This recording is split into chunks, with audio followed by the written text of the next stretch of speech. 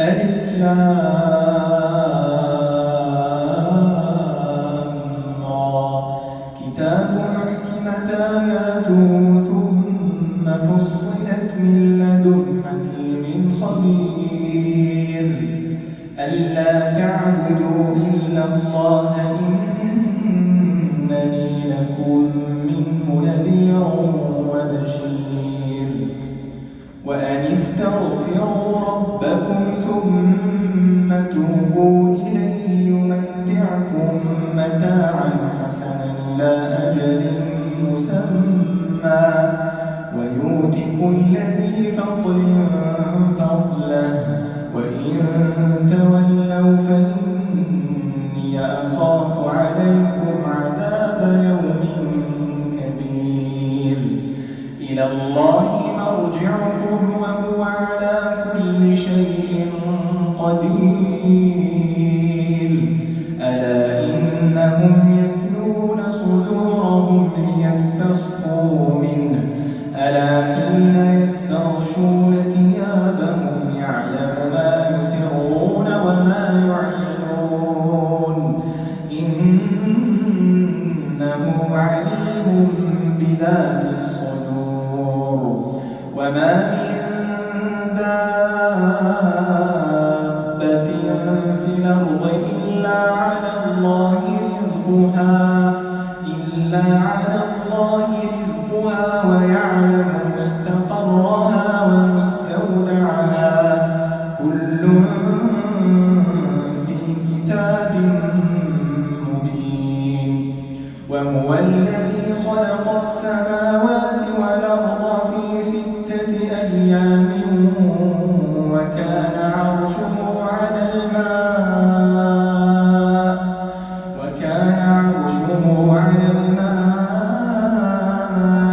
ليبلوكم أيكم أحسن عملا. ولئن قلت إنكم مبعوثون من بعد الموت ليقولن الذين كفروا إن هذا إلا سحر مبين. ولئن أخرنا عنهم العذاب إلى أمة معدودة ليقولن ما يحبسه ألا يوم يأتيهم ليس مصروفا عنهم وحاق بهم ما كانوا به يستهزئون. ولئن أذقنا الإنسان منا رحمة ثم نزعناها منه إنه ليئوس كفور. ولئن أذقناه نعماء بعد ضراء مسته ليقولن ذهب السيئات عني إنه لفرح فخور. إلا الذين صبروا وعملوا الصالحات أولئك لهم مغفرة وأجر كبير. فلعلك تارك بعض ما يوحى إليك وضائق به صدرك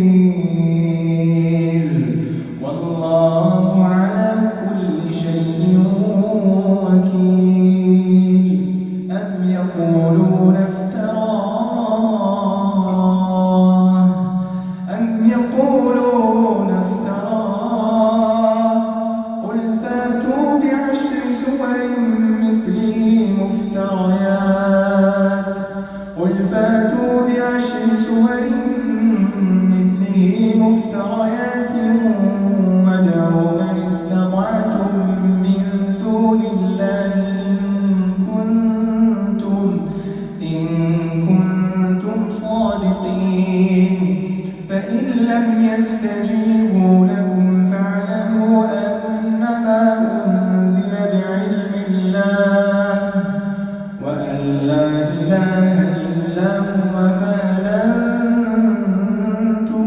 مسلمون من كان يريد الحياة الدنيا وزينتها نوفِ إليهم أعمالهم فيها وهم فيها لا يبخسون أولئك الذين ليس لهم في الآخرة إلا النار وحبط ما صنعوا فيها وباطل ما كانوا يعملون أفمن كان على بينة من ربه ويتلوه شاهد منه ومن قبله كتاب موسى إماما ورحمة أولئك يؤمنون به ومن يكفر به من الأحزاب فالنار موعده فلا تك في مرية منه إنه الحق من ربك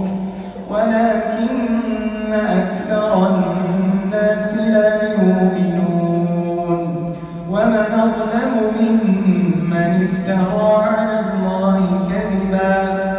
أولئك يعرضون على ربهم ويقول الأشهاد هؤلاء الذين كذبوا على ربهم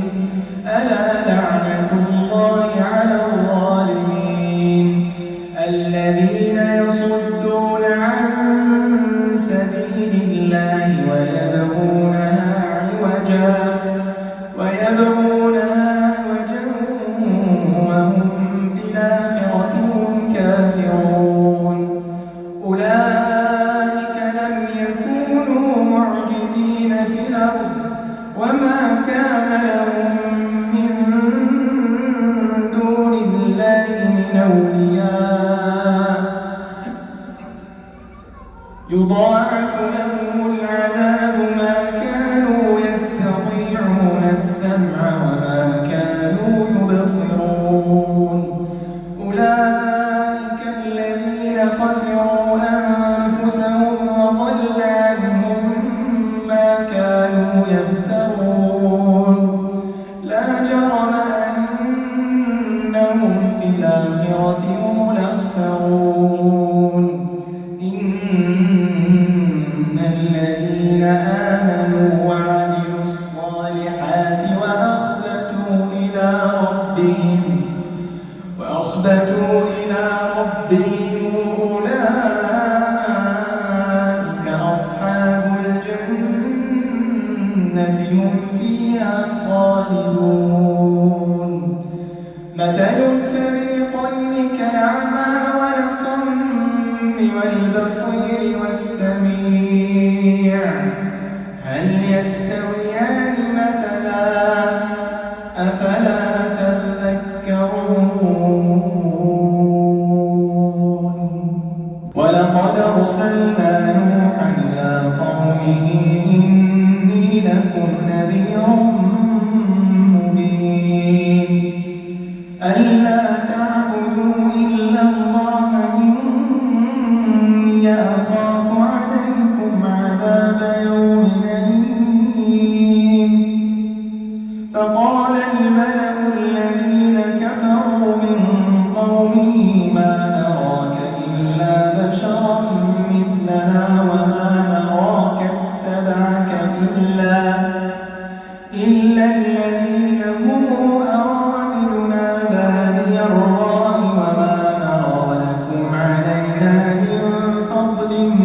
بل نظنكم كاذبين قال يا قوم أرأيتم إن كنت على بينة من ربي وآتاني رحمة من عندي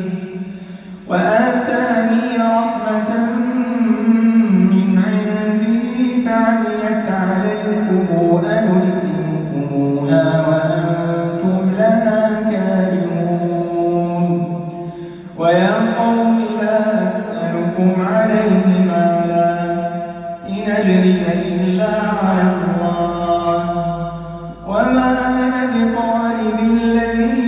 آمنوا إنهم ملاقو ربهم ولكني أراكم قوما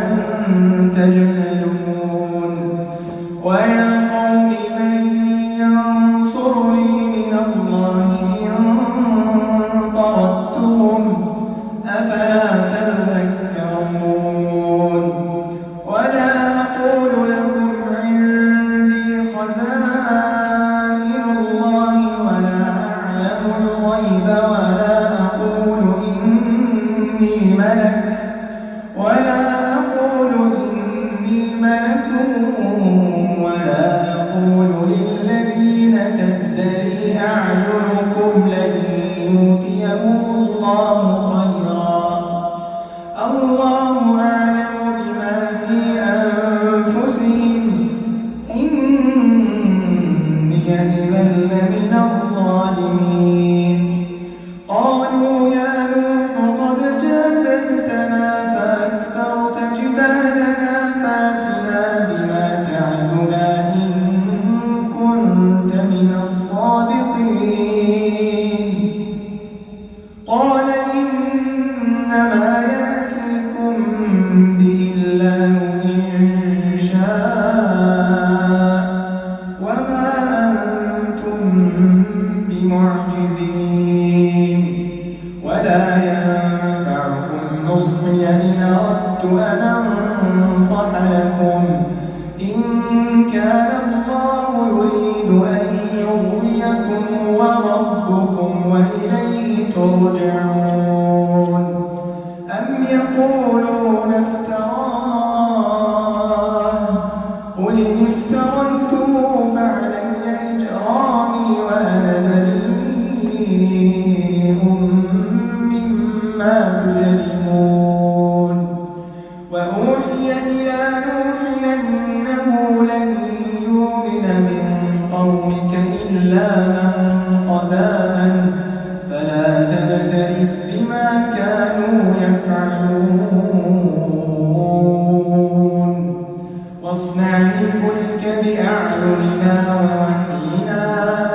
ولا تخاطبني في الذين ظلموا إنهم مغرقون ويصنع الفلك وكلما مر عليه ملأ من قومه سخروا منه قال إن تسخروا منا فإنا نسخر منكم كما تسخرون فسوف تعلمون من يأتيه عذاب يخزيه ويحل عليه عذاب مقيم حتى إذا جاء أمرنا وفارت النور قل نحمل فيها من كل زوجين اثنين وأهلك إلا من سبق عليه القول وما آمن معه إلا قليل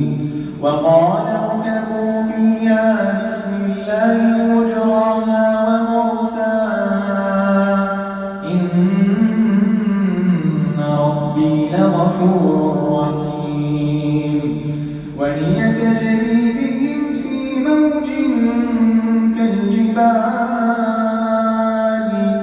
ونادى نوح ابنه وكان في معزل يا بني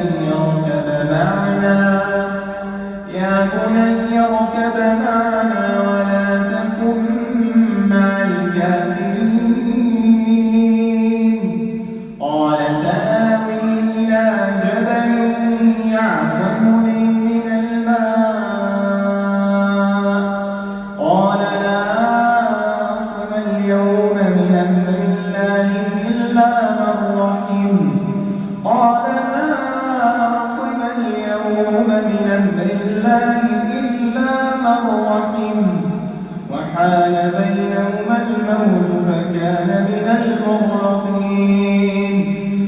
وقيل يا أرض ابلعي ماءك ويا سماء وقلعي وغيض الماء وقضي الأمر واستوت على الجود وقيل بعدا للقوم الظالمين ونادى نوح ربه فقال رب إن ابني من أهلي وإن وعدك الحق وأنت أحكم الحاكمين قال يا نوح إنه ليس من أهلك إنه عمل غير صالح فلا تسألني ما ليس لك به علم إني أعظك أن تكون من الجاهلين قال رب إني أعوذ بك أن أسألك ما ليس لي به علم وإلا تغفر لي وترحمني أكن من الخاسرين قيل يا نوح اهبط بسلام منا وبركات عليك قيل يا نوح اهبط بسلام منا وبركات عليك وعلى ممن معك وأمم سنمتعهم ثم يمسهم منا عذاب أليم تلك من أنباء الغيب نوحيها إليك ما كنت تعلمها أنت ولا قومك من قبل هذا فاصبر إن العاقبة للمتقين وإلى عاد أخاهم هودا قال يا قوم اعبدوا الله ما لكم من إله غيره إن أنتم إلا مفترون يا قوم لا أسألكم عليه أجرا إن أجري إلا على الذي فطرني أفلا تعقلون ويا قوم استغفروا ربكم ثم توبوا إليه يرسل السماء عليكم مدرارا ويزدكم قوة إلى قوتكم ولا تتولوا مجرمين قالوا يا هود ما جئتنا ببينة وما نحن بتاركي آلهتنا عن قولك وما نحن لك بمؤمنين إن نقول إلا اعتراك بعض آلهتنا بسوء قال إني أشهد الله واشهدوا أني بريء مما تشركون من دونه فكيدوني جميعا ثم لا تنظرون إني توكلت على الله ربي وربكم ما من دابة إلا هو آخذ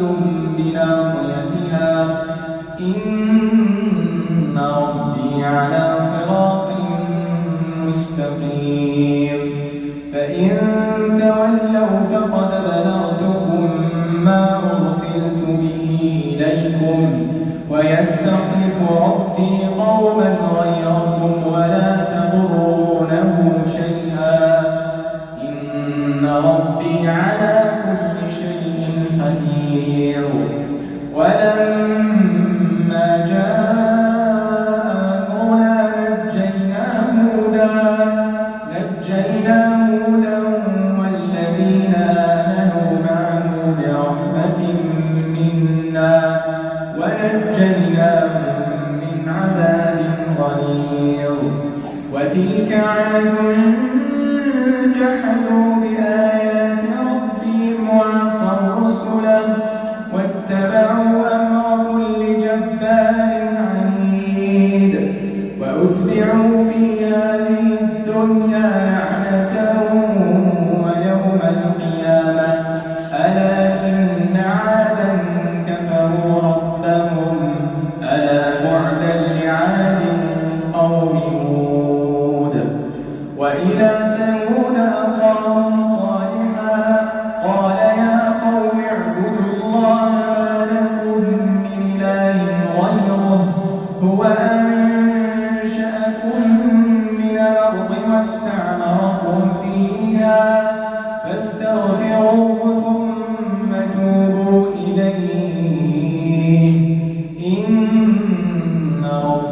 قريب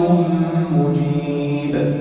قالوا يا صالح قد كنت فينا مرجوا قبل هذا أتنهانا أن نعبد ما يعبد آباؤنا وإننا لفي شك مما تدعونا إليه مريب. قال يا قوم أرأيتم إن كنت على بينة من ربي وآتاني منه رحمة فمن ينصرني من الله إن عصيته فما تزيدونني غير تخسير. ويا قوم هذه ناقة الله لكم آية فذروها تأكل في أرض الله ولا تمسوها بسوء فيأخذكم عذاب قريب. فعقروها فقال تمتعوا في داركم 3 أيام ذلك وعد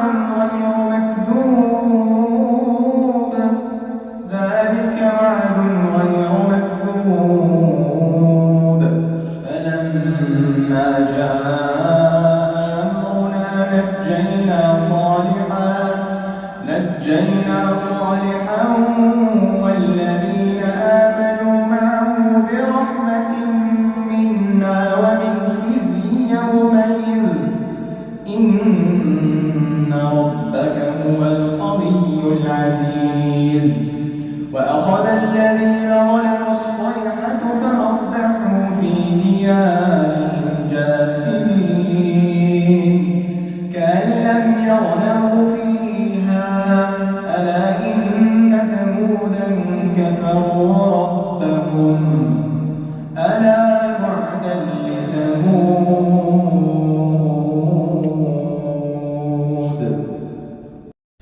ولقد جاءت رسلنا إبراهيم بالبشرى قالوا سلاما قال سلام فما لبث أن جاء بعجل حنيذ. فلما رأى أيديهم لا تصل إليه نكرهم وأوجس منهم خيفة. قالوا لا تخف إنا أرسلنا إلى قوم لوط وامرأته قائمة فضحكت فبشرناها بإسحاق ومن وراء إسحاق يعقوب. قالت يا ويلتى آلد وأنا عجوز وهذا بعلي شيخا إن هذا لشيء عجيب. قالوا أتعجبين من أمر الله رحمة الله وبركاته عليكم أهل البيت إنه حميد مجيد. فلما ذهب عن إبراهيم الروع وجاءته البشرى يجادلنا في قوم لوط إن إبراهيم لحليم أواه منيب. يا إبراهيم أعرض عن هذا إنه قد جاء أمر ربك وإنه آتيهم عذاب غير مردود. ولما جاءت رسلنا لوطا سيء بهم وضاق بهم ذرعا وقال هذا يوم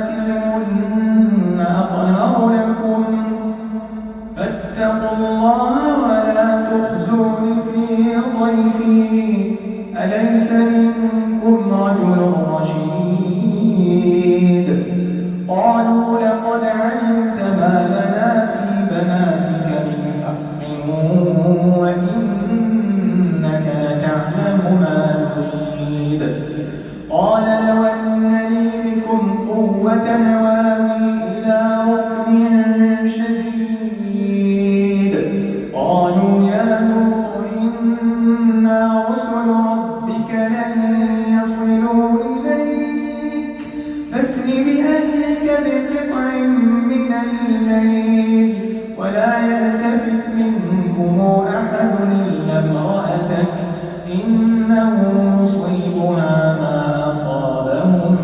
إن موعدهم الصبح وليس الصبح بقريب فلما جاء أمرنا جعلنا عاليها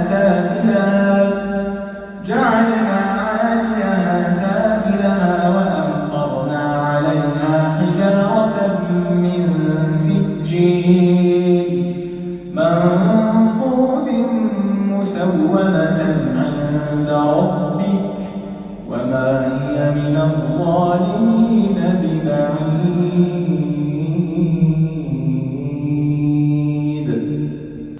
وإلى مدين أخاهم شعيبا قال يا قوم اعبدوا الله ما لكم من إله غيره ولا تنقصوا المكيال والميزان إني أراكم بخير وإني أخاف عليكم عذاب يوم محيط. ويا قوم أوفوا المكيال والميزان بالقسط ولا تبخسوا الناس أشياءهم ولا تعثوا في الأرض مفسدين بقية الله خير لكم إن كنتم مؤمنين وما أنا عليكم بحفيظ. قالوا يا شعيب أصلواتك تأمرك أن نترك ما يعبد آباؤنا وأن نفعل في أموالنا ما نشاء إنك لأنت الحليم الرشيد. قال يا قوم أرأيتم إن كنت على بينة من ربي ورزقني منه رزقا حسنا وما أريد أن أخالفكم إلى ما أنهاكم عنه إن أريد إلا الإصلاح ما استطعت وما توفيقي إلا بالله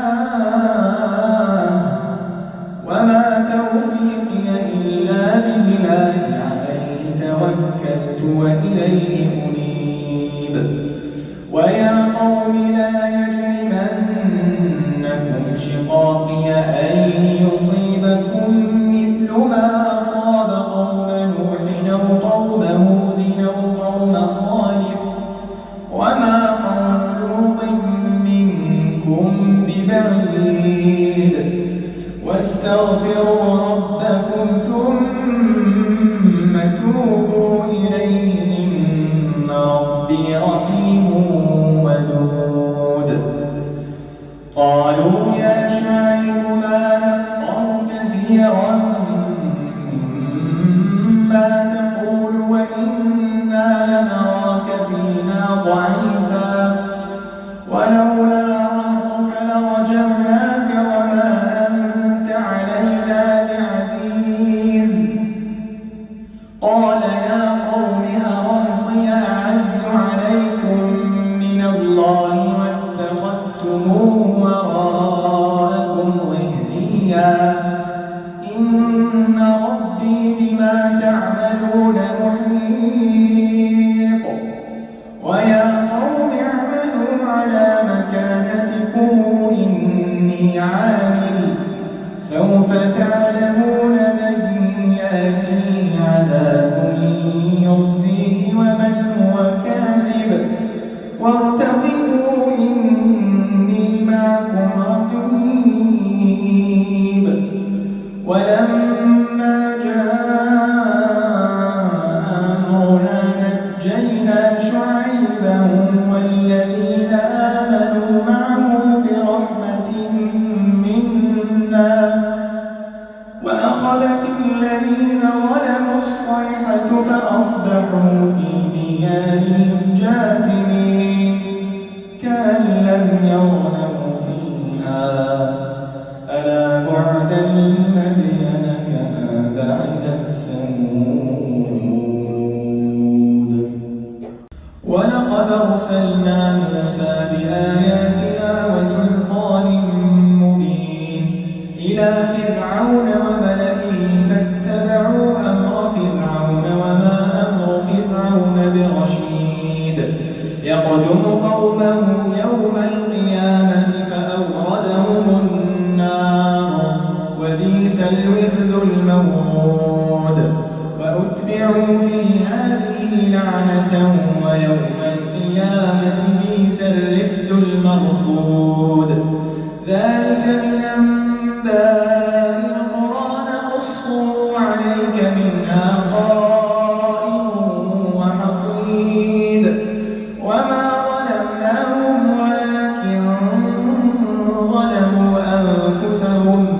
فما أغنت عنهم آلهتهم التي يدعون من دون الله من شيء لما جاء أمر ربك وما زادوهم غير تتبيب وكذلك أخذ ربك إذا أخذ القرى وهي ظالمة إن أخذه أليم شديد إن في ذلك لآية لمن خاف عذاب الآخرة ذلك يوم مجموع له الناس وذلك يوم مشهود وما نوخره إلا لأجل معدود يوم يأتي لا تكلم نفس إلا بإذنه فمنهم شقي وسعيد فأما الذين شقوا ففي النار لهم فيها زفير وشهيق خالدين فيها ما دامت السماوات والأرض إلا ما شاء ربك إن ربك فعال لما يريد وأما الذين سعدوا ففي الجنة خالدين فيها ما دامت السماوات والأرض إلا ما شاء ربك عطاء غير مجذوذ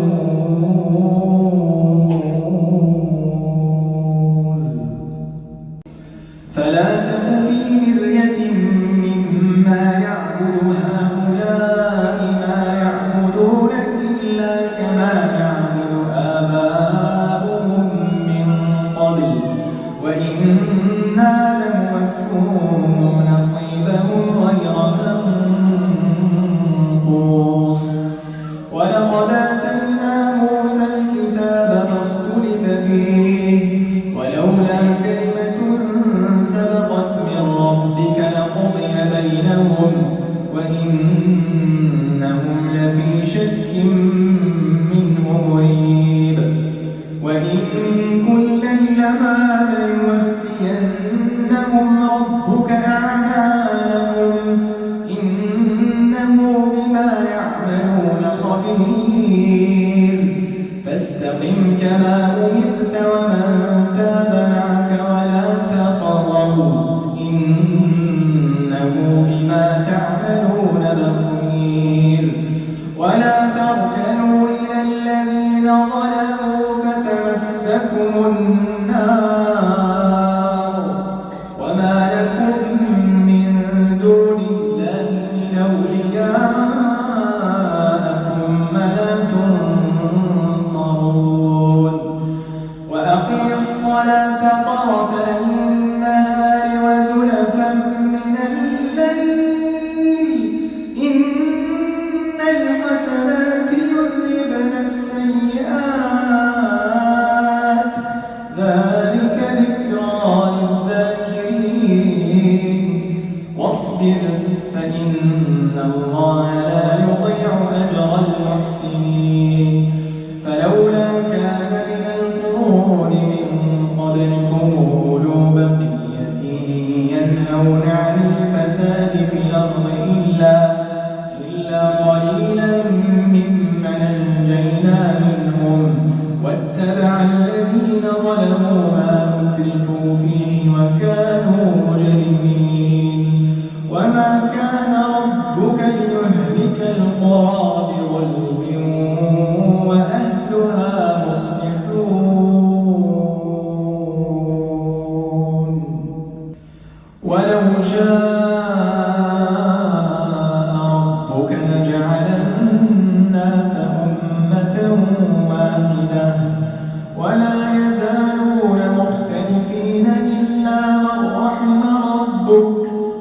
كذلك خلقهم وتمت كلمة ربك لأملأن جهنم من الجنة والناس أجمعين وكلا نقص عليك من أنباء الرسل ما نثبت به فؤادك وجاءك في هذه الحق وموعظة وذكرى للمؤمنين وقل للذين لا يؤمنون اعملوا على مكانتكم إنا عاملون وانتظروا إنا منتظرون ولله غيب السماوات والأرض وإليه يرجع الأمر كله فاعبده وتوكل عليه وما ربك بغافل عما